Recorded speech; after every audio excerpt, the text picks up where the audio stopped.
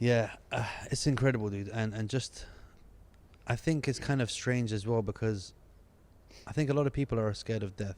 But what you tend to find when people are on that edge where they know, okay, it might be a day or two, they tend to be a bit calmer about it. Then, I mean, some people find peace at that moment. That's right. And that's very strange to think, because to tell anyone, you're gonna die, and they'll be like, no, I'm not.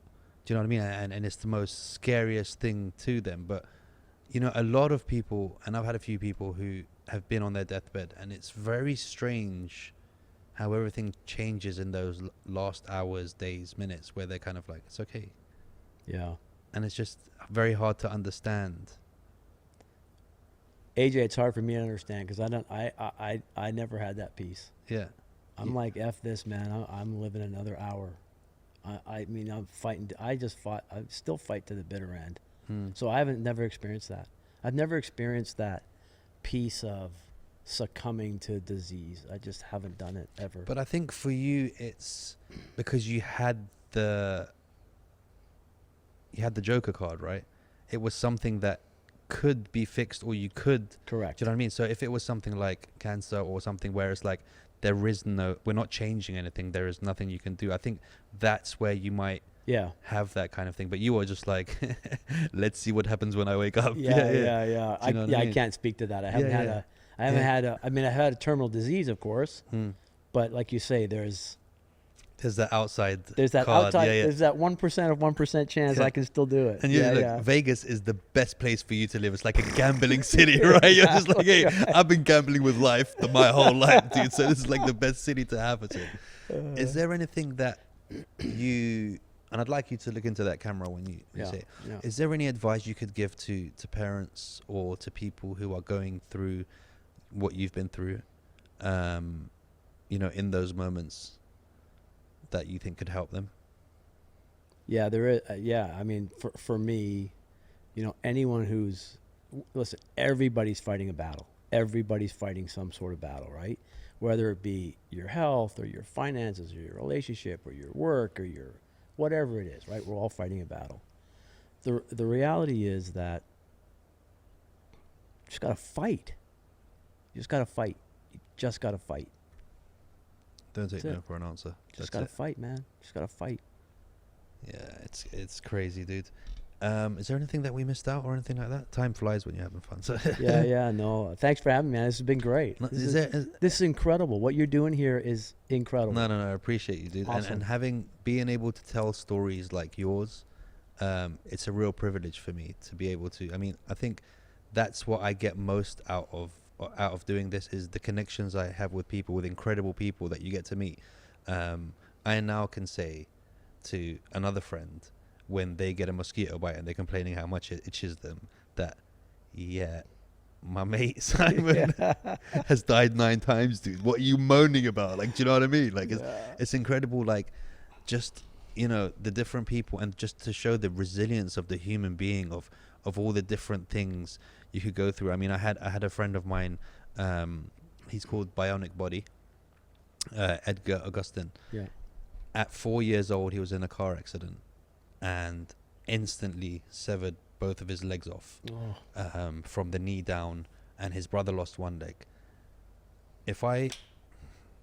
You know what? I'm actually gonna show you a picture of this dude now, and you're gonna be like, you're gonna understand totally. 1 minute. So this is him now. Holy shit. So I'll get that picture up there. He's a Terminator.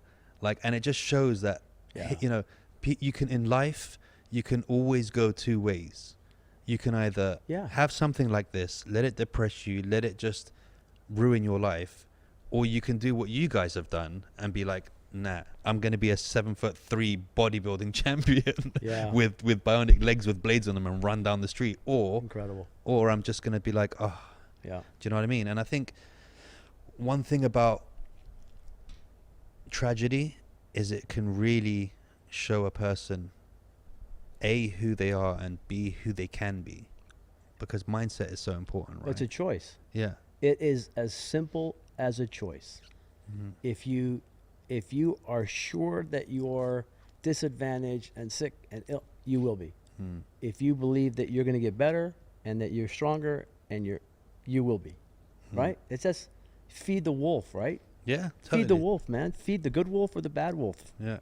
I believe that. It's I a believe choice. in that too, and It's a choice. I believe in manifestation, and I believe in, like, I still think that we're that connected. Like, I think that we only know 10% of the capability of the mind and the body, and I really do believe that the cells in our body and stuff, we are kind of more in control of our body than we think we are. Amen, like, I man. think some people heal themselves from very big diseases because they refuse to accept and literally zone out to the universe and take every pixie dust they need Yeah.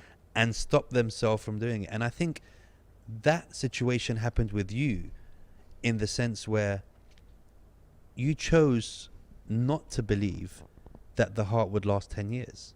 So it didn't. Do you know what I mean? Yeah. Yeah. Because maybe if you didn't have that strong of a mindset and you weren't that strong of a character and you didn't have that kind of resilience, maybe it would have lasted 6 years if you were just like, oh, poor me. Right. But where you were just like, mate, I'm going to make this last 150 years. Not only am I going to be the first heart transplant person who Yeah. is athlete, Yeah, I'm yeah. also going to be the oldest person on earth ever. Do you know what I mean? And it's like you forced your body to kind of deal with that. Yeah. Yeah, you had Yeah. science as help with medication and stuff like that, but I really believe that mindset can just change people. And I don't think we get taught that enough in schools. And I mean, there's a lot of things that we don't get taught in schools that we should.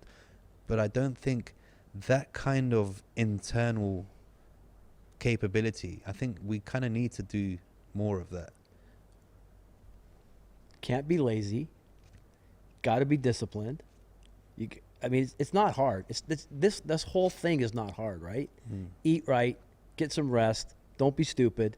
I mean, it's not that hard. But we make choices as humans every day that are we know that they're bad for our body. The food we put inside our mouth, we know is bad for our body. It's our own fault. Mm. I don't know what we're looking to say anywhere else, right? We know we need to go out and exercise and run and lift, and we know it's easy, right? The choices are so easy. Just have to make them. It's Yeah. right there. And we're all guilty of sometimes making those things Yep. as well. You know, so many people Yep. smoke and literally the box says, this is going to kill you. And That's they're right. like, yeah, cool. And, you know, you smoke. So, but I think if the majority of your choices are good, then you'll be all right. What man. did Kobe Bryant say, right? Kobe says, I have nothing in common with lazy people. I Yeah. don't understand them.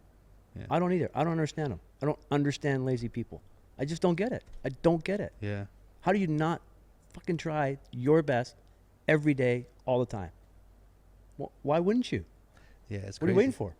It's crazy. I Yeah. think some people, Anyways. again, like we said, they have to have some kind of major thing. And it's like, sometimes I have to explain to some of my friends when I'm going through, I'm like, listen, I know you think it's tough right now, but just know you share it with the rest of the world. Like, everybody gets depressed. For sure. Everybody has hard times. No matter what you're going through, even if you're born with a silver spoon and have all the money that you want in the world, your mom's going to die. Your dad's going to die. Your younger brother might die.